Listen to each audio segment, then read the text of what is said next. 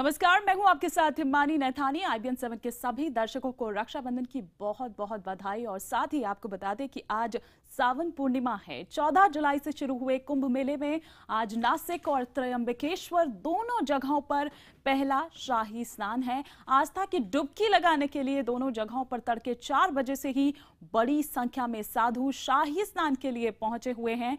शाही स्नान के मौके पर सबसे पहले नागा साधुओं ने आस्था की डुबकी लगाई।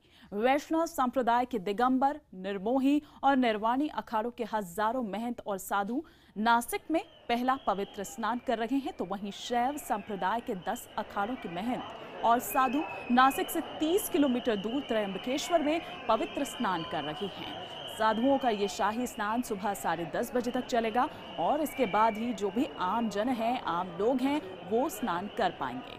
इस भीड़ को देखते हुए सुरक्षा के सख्त इंतजाम किए गए हैं। कुंभ में सुरक्षा के लिए करीब 15,000 पुलिस वाले हैं जिनकी तैनाती की गई है।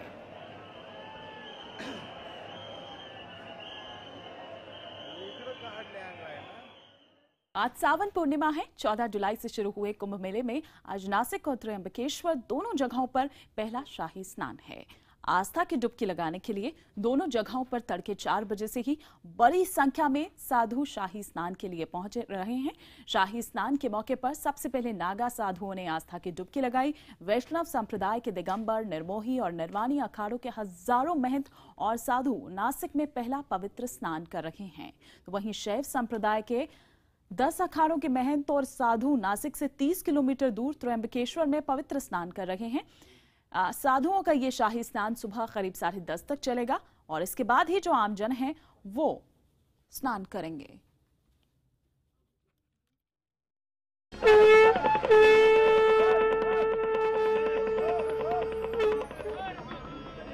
एक बार फिर आई है अमृत स्नान और अमृत पान की बेला। ये वो समय है जब गोदावरी और कुशाव्रत में अमृत पान के लिए साधु संत और गृहस्थ एक ही घाट पर जुटते हैं। नासिक में चल रहे कुंभ में आज सावन की पूर्णिमा का पहला शाही स्नान है। कुंभ पर्व की मूल कहानी पुराणों में मिलती है। हिंदू पौराणिक मान्यता के अनुसार समुद्र मंथन में प्राप्त अमृत कलश के लिए देवताओं और असुरों के बीच संग्राम हुआ था। इस दौरान दैत्यों से अमृत की रक्षा करने के उद्देश्य से इंद्र का पुत्र जयंत उस कलश को लेकर भाग निकला। ऐसी मान्यता है कि जयंत ने अमृत कलश को लेकर 12 दिनों तक पृथ्वी की परिक्रमा की थी। इस दौरान अमृत कलश से कुछ बूंदें पृथ्वी पर 4 अलग अलग दिशाओं में गिर गई थीं। कहते हैं देवताओं का एक दिन पृथ्वी के 1 साल के बराबर होता है। यही वजह है कि उत्तर में हरिद्वार, पूर्व में प्रयाग, मध्य में उज्जैन और पश्चिम में नासिक में कुंभ लगता है। ये श्री विद्या की उपासना का क्षेत्र है और श्री विद्या की जो मूल अधिष्ठात्री देवी है नीलांबिका, वो यहाँ विद्यमान है श्री नील पर्वत के ऊपर। तो हम सभी देव यहाँ आकर, हम सभी संत यहाँ आकर न केवल देव उपासना कर रहे हैं, अपितु श्री विद्या का साधन भी यहाँ करने के लिए आए। उज्जैन और नासिक में लगने वाले कुंभ को सिंहस्थ कुंभ भी कहते हैं। हिंदू कैलेंडर के हिसाब से जब माघ के महीने में सूर्य और बृहस्पति एक साथ सिंह राशि में प्रवेश करते हैं, तब नासिक और त्र्यंबकेश्वर में कुंभ का आयोजन होता है। दरअसल अमृत कलश को बचाने में सूर्य, चंद्रमा, गुरु और शनि ने महत्वपूर्ण योगदान दिया था।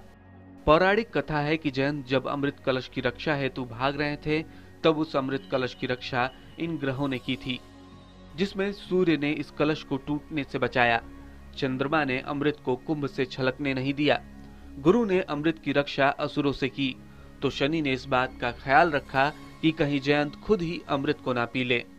कुंभ का आधार है चिंतन, मनन और मंथन। तो जो संत यहाँ साधना के माध्यम से, उपासना के माध्यम से जो चिंतन करते हैं, जो राष्ट्र हित के लिए और एक तरह से एकता का सबसे बड़ा परिचायक है।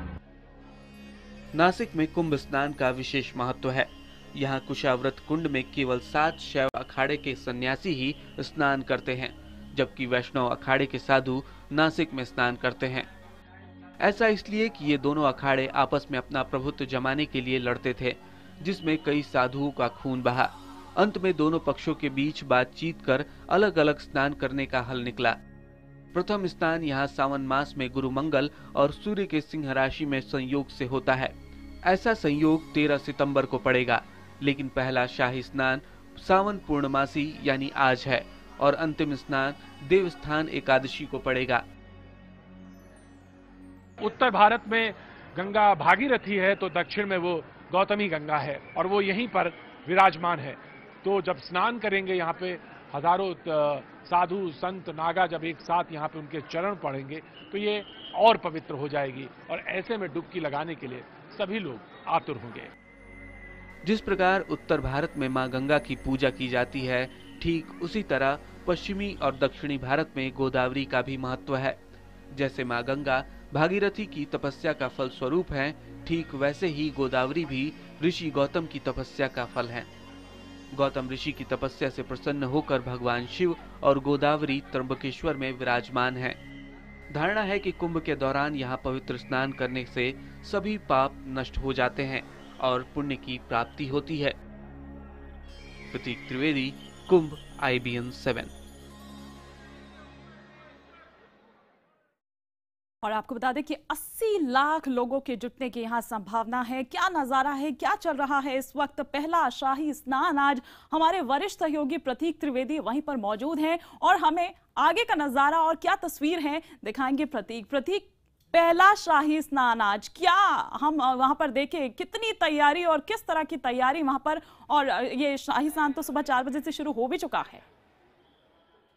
जी जी बिल्कुल, और अब तैयारियां नहीं, अब तो ये कहना चाहिए हिमानी की बिल्कुल अब आतुरता है। आतुरता इस बात का कि वो स्नान की वो जो अमृत बूंद है वो छलक के उनके कंठ से उतरे, उस आत्मा तक वो पहुंचे।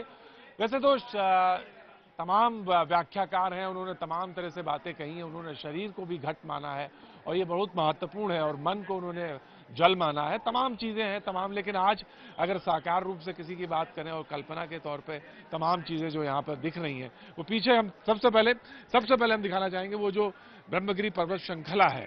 वो इतना खूबसूरत नजारा है जिसके तलहटी में ये नीचे कुंड है। बस कैमरामैन से कहूंगा, हालांकि बड़ा डिफिकल्ट है, लेकिन वो धीरे धीरे कोशिश करेंगे और आपको वहां तक ले जाएंगे जहां पर आपको देखेंगे कि आप वो पर्वत श्रृंखला आपको सामने दिखे। उस पर्वत श्रृंखला के ठीक नीचे ये कुंड है। इस कुंड को खासतौर से गौतमी गंगा गोदावरी तीर्थराज कुशावर्त कहते हैं। और ये महत्वपूर्ण है क्योंकि जो कुंभ का जो पर्व है वो बहुत ज्यादा उतना आध्यात्मिक और कहना चाहिए है कि उतना ज्यादा ज्योतिषीय जो संयोग है वो ज्यादा है। उसमें जो ये संयोग बनता है बृहस्पति का और सिंह राशि में और मंगल का, जो कि 13 को आएगा मंगल, क्योंकि मंगल अभी नहीं है। तो ये तमाम चीजें संयोग सूर्य का, और ये सारी चीजें जब आएंगी तब यहाँ पे 13 तारीख को एक कुंभ और होगा। लेकिन अभी जो स्थिति ये है कि 10 अखाड़े जो हैं, 7 शैव अखाड़े और 1 निर्मल अखाड़ा और 2 उदासीन अखाड़े, ये 10 अखाड़े यहाँ पे स्नान करेंगे। 7 अखाड़े जो शैव हैं वो नागांव के वो स्नान कर चुके हैं। 2 उदासीन अखाड़े जो हैं वो आने वाले हैं। लगभग 2 घंटे का ये अंतराल है जब उदासीन यहाँ पर आएंगे। और उदासीनों के लिए तो ये जगह जो है खास तौर से बड़ी महत्वपूर्ण मानी जाती है। और उसके उपरांत जो है अंत में निर्मल अखाड़ा आएगा। तो 10 अखाड़े यहाँ पर स्नान करेंगे। और उसी की यहाँ पर अब इस समय अगर मैं आपको विजुअल दिखाऊं तो यहाँ पे कुंड की सफाई चल रही है और इसके बाद यहाँ पर उदासीन अखाड़े उपस्थित होंगे। बिल्कुल प्रतीक, हम देख पा रहे हैं जो तस्वीर आपने हम तक दिखाई, और क्या अब आगे फिर उसके बाद की पूरा प्लान है ये हमने देखा। और मेरे ख्याल से किसी ज्योतिष को बताने की जरूरत भी नहीं, जैसे आपने योग किस राशि में क्या कहाँ उतर रहा है कहाँ चढ़ रहा है। आएंगे आपके पास प्रतीक कुछ और आगे की अपडेट्स के लिए। फिलहाल हमें यहाँ पर रुकना होगा एक छोटे से ब्रेक के लिए।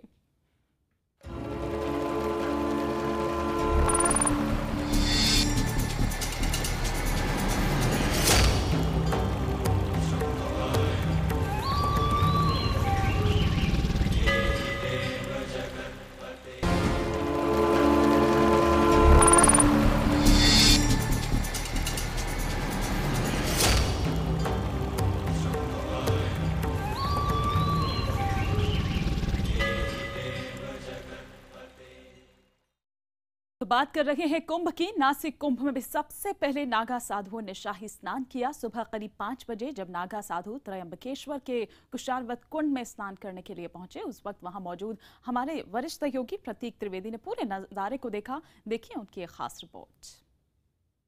ये अमृत बेला का अमृत स्नान है। एक एक करके अखाड़े यहाँ कुशावत में लगातार आ रहे हैं और स्नान कर रहे हैं। और ये नागाओं की फौज है जो इस वक्त तीर्थराज कुशावर्त में स्नान के लिए आई है। एक एक करके नागा लोग आ रहे हैं अपने अपने देवताओं के साथ। उनके देवता पालकी में सवार हैं। इस वक्त आप देख सकते हैं कि एक एक करके देवता यहाँ पर आ रहे हैं। नागाओं के साथ देवता और स्नान कर रहे हैं। और आज के दिन कहते हैं जब सिंह राशि में बृहस्पति होता है और साथ में सूर्य होता है तो ये महत्व और कई गुना बढ़ जाता है। और आज ये पहला शाही स्नान चल रहा है यहाँ पर। हर हर महादेव के घोष के साथ एक एक करके अखाड़े यहाँ पर धीरे धीरे जमा हो रहे हैं और स्नान करके अपनी छावनियों में कूच कर जाते हैं। अब आप प्रतीक्षा कर रहे हैं। आप देखिए कि बस प्रतीक्षा है कि कब जैसे ही देवता स्नान करेंगे ये अखाड़े एक साथ यहाँ पर कुशावर्त में छलांग लगा देंगे स्नान के लिए। सारे के सारे इस वक्त नागा, सारे के सारे महात्मा इस वक्त सिर्फ प्रतीक्षा में हैं कि कैसे जैसे ही देवता स्नान करते हैं उसके बाद वो यहाँ पर स्नान प्रारंभ कर देंगे। कहते हैं कि यहाँ पर कुशावर्त में स्नान के बाद 12 ज्योतिर्लिंगों में त्र्यंबकेश्वर के दर्शन का विशेष महत्व है। लिहाजा आज के दिन यहाँ पर तमाम महात्मा, तमाम नागा साधु संत एकत्रित हैं। खासतौर से कुशावर्त में जो दशनामी सन्यासियों का जो अखाड़े हैं वही स्नान करते हैं और शैव के अखाड़ों यहाँ पे प्रतीक्षा में जैसे ही देवता स्नान करेंगे उसके बाद सारे के सारे नागा यहाँ पर एक साथ छलांग लगा देंगे। बस प्रतीक्षा करते हुए बम बम बोले महादेव के उद्घोष चल रहे हैं लगातार और सिर्फ प्रतीक्षा करते हुए सामने घाट पर आप देख सकते हैं कि पूजा पाठ और अनुष्ठान चल रहे हैं। देवताओं की प्रतीक्षा हो रही है। एक एक संत महात्मा यहाँ पर इकट्ठा है और प्रतीक्षा में है। आप देख सकते हैं। कहते हैं कि यहाँ पर जिस तरह उत्तर में भागीरथी है, दक्षिण में गौतमी गंगा है और गौतमी गंगा का ये उद्गम स्थल ठीक उसकी तलहटी में जहां पर कुशावत कुंड बिल्कुल ठीक सामने, क्योंकि बहुत सुबह का ये समय है तो पीछे नहीं देखा जा सकता, लेकिन ब्रह्मगिरी की पर्वत की तलहटी में स्थित ये कुशावत का ये कुंड प्रतीक्षा में करते हुए भभूति लगाए नागा सन्यासी प्रतीक्षा करते हुए आप देख रहे हैं कि पालकी सामने आती हुई भगवान की बिल्कुल ठीक सामने भगवान की पालकी आ रही है और पालकी के स्नान के बाद ही सारे के सारे नागा उसके उपरांत स्नान करेंगे। ये तमाम तस्वीरें हम आपको लगातार पहुंचाते रहेंगे। फिलहाल एक ब्रेक के लिए हमें यहाँ पर रुकना होगा। IBN 7 पर खबरों का सफर लगातार जारी है।